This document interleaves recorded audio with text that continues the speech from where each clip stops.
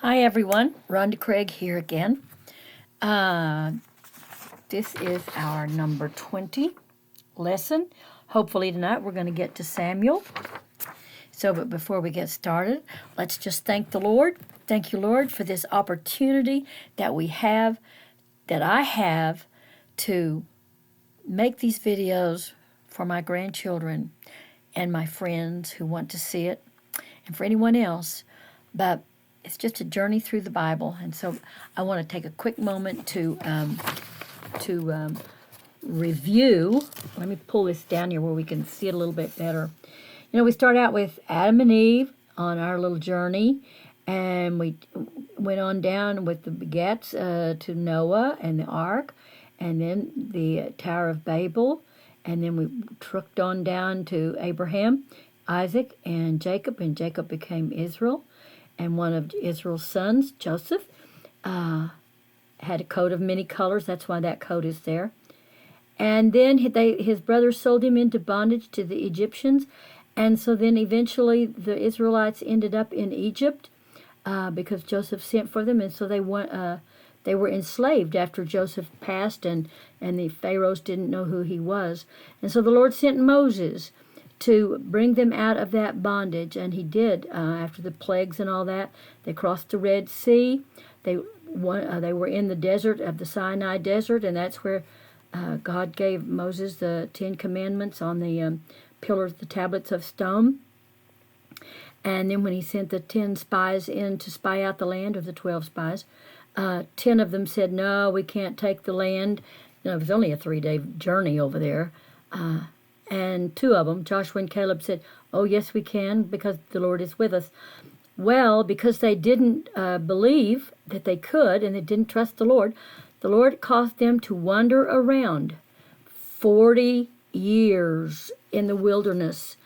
And Joseph wandered around with them, and Joshua took his place.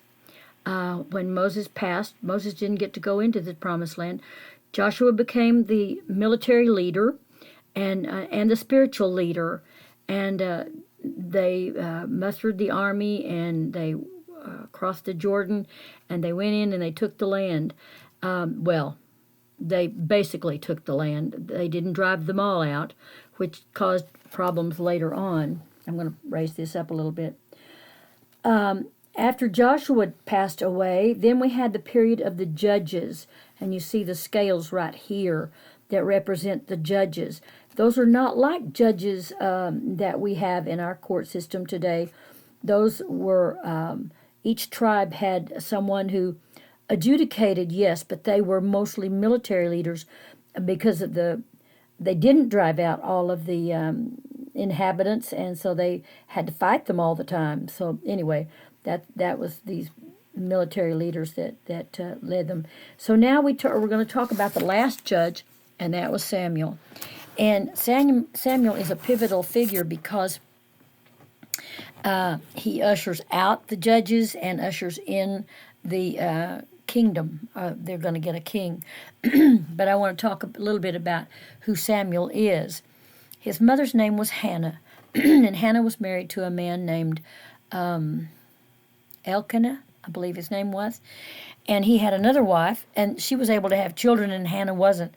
Kind of reminiscent of Rachel not having any children. But the tabernacle, once they inhabited the land was allotted to each of the 12 tribes. The tabernacle that was the center of their wanderings in the desert, it was now at Shiloh. And so Eli was the priest there at Shiloh.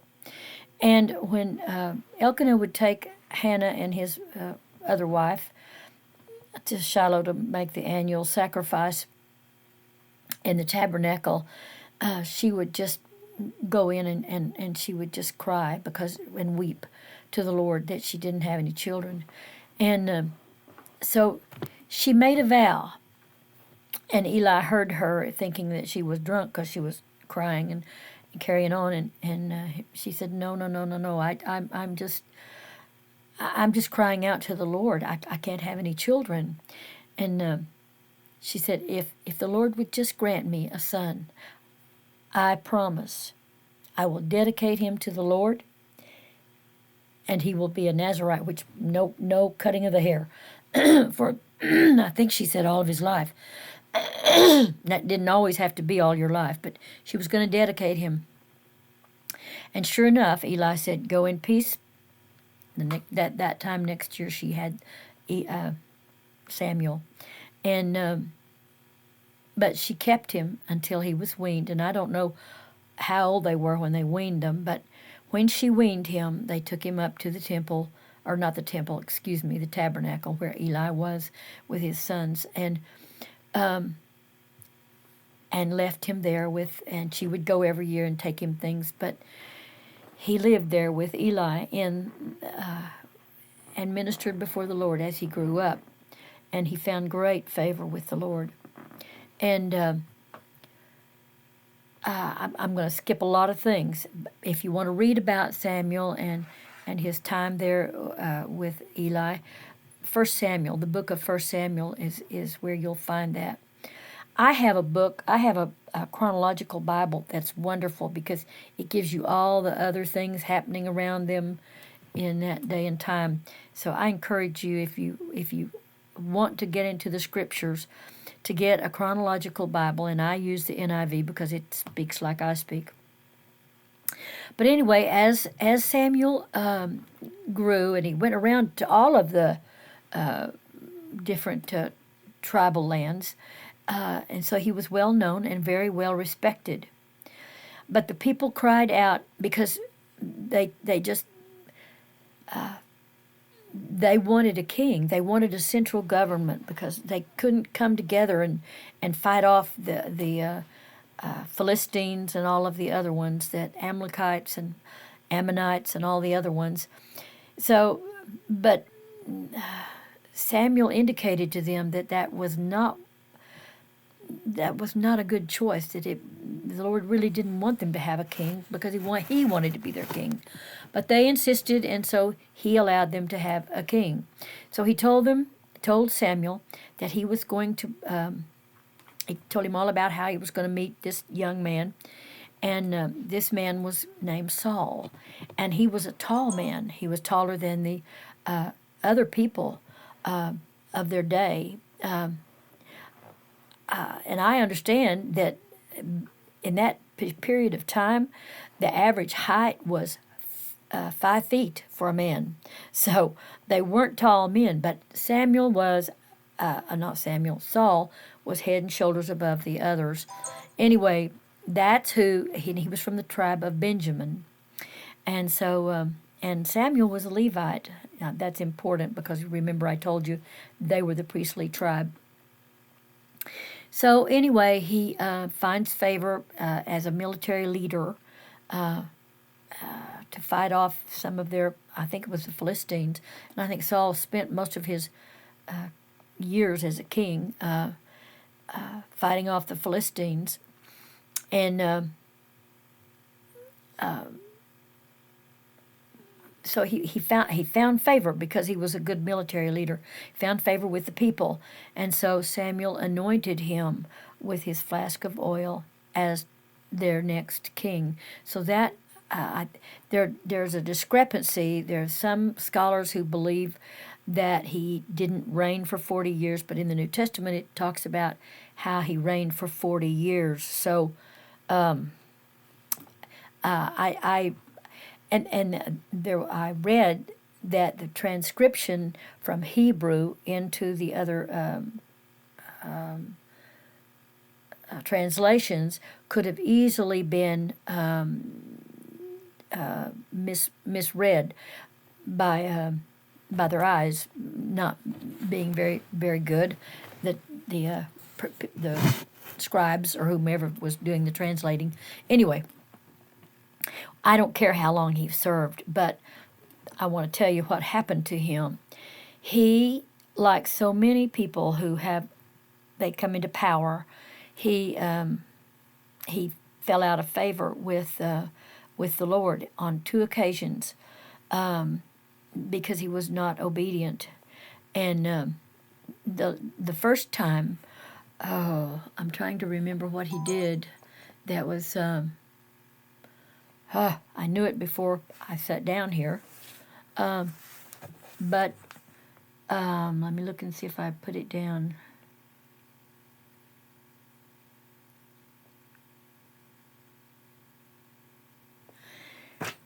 I know what the second one was. I can't remember exactly the first one, but the first, and it was like God gave him a second chance to be obedient. And the second chance is they were coming up against a group that they were fighting against, and the Lord told them to not spare anybody. And I think the first one was he waited on Samuel to get there to offer a sacrifice, and he didn't get there in time, so he did it himself. He sacrificed himself. And the king was not supposed to be, he was not supposed to take over any of the priestly duties, but he did it himself. He offered up that sacrifice before they went into battle, and that was a no-no. Just arrogance that thought he could just do it because he was king. And then the next time is when he went into battle. He was told to not take any plunder, not to spare anybody. I'm assuming they were highly wicked. And I know that the daughters and the sons were marrying into these people, and it was causing a huge problem. Well, he didn't. He kept all of the fat cows and the sheep and the goats and all, and he spared all of it. And then he took Agag the king as captive, which was kind of what they did in that day. They kind of showed off. They put him in chains and march him around and say, look what I did. And so that's what he did. And when Samuel got there, because he was late getting there, and by the time he got to where Saul was supposed to be, Saul was already gone, off to somewhere else. And so when Samuel finally caught up with him, he said, "Oh, there, hello," greeting him quite nicely and everything. And Samuel said, what have you been doing?" And he told him, what he'd been doing. And he said, "Were you obedient to the Lord?" And he said, "Oh, yeah, I did exactly what the Lord told me to do." And then Samuel said, "Well, why do I hear bleating of sheep and the lowing of the cattle?" He said, "You kept them, didn't you?" And he said, "Well, yes, but I was afraid that the men would get mad and because I was not keeping them." Anyway, that was a no-no.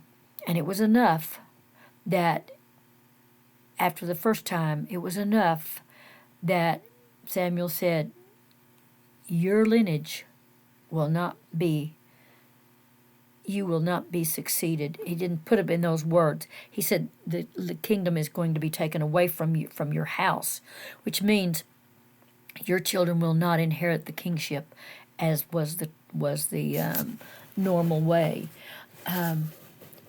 So after that, but he reigned. He continued to be king for quite a little while after that. But after that, Samuel was told to go and go to the house of Jesse, that he wanted to anoint another king to take over Saul's place when Saul vacated the kingship. And I told you when we talked about Ruth that Jesse's dad was Obed, and Obed's dad was Boaz, and his mother was Ruth. And that's the story that I told in the other one that we talked about. And Ruth was a Moabite, which is wonderful to know. God didn't have to have just Israelites. He used anybody with a good heart, and that would honor the Lord and give him all the credit, and give him their heart and soul. And Ruth did. Anyway, Samuel lived a good long life. His two sons were like Aaron's two sons, I believe it was, that they ended up, they were priests as well, but they took bribes, and they weren't good men, and but they were not like Samuel, and that is a shame. Anyway, when I come back the next time, we're going to talk about Samuel anointing David for the kingdom, and but for now, just know that we are there. We are begin the monarchy in the kingdom for the Israelites, and we are getting there, folks. We're getting there. Have a good day, and I'll talk to you later. Bye.